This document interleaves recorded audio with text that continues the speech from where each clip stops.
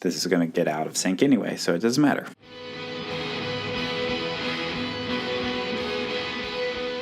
Today we're going to talk about something very important, and that's Gauss.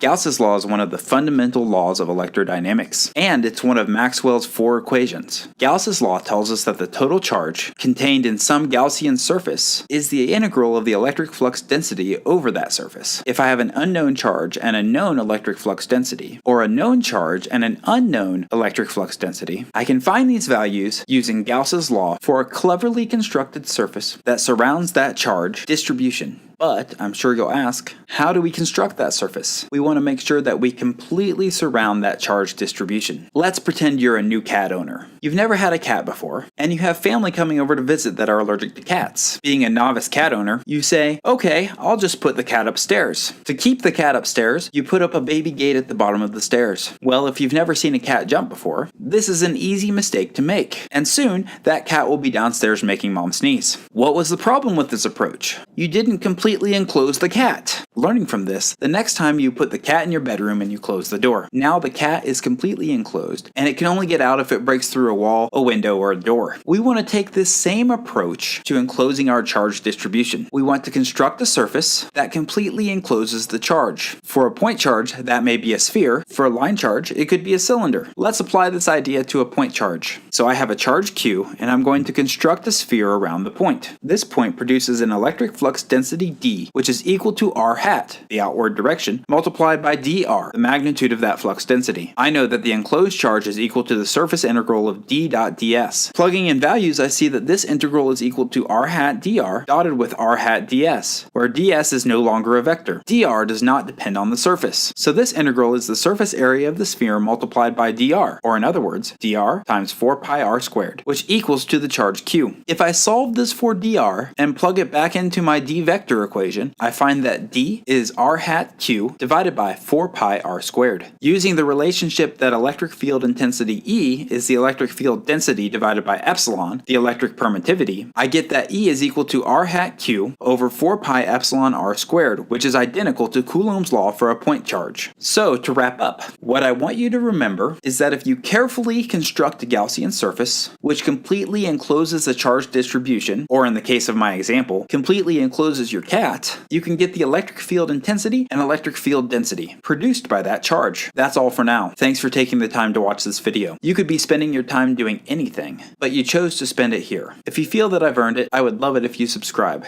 Cheers!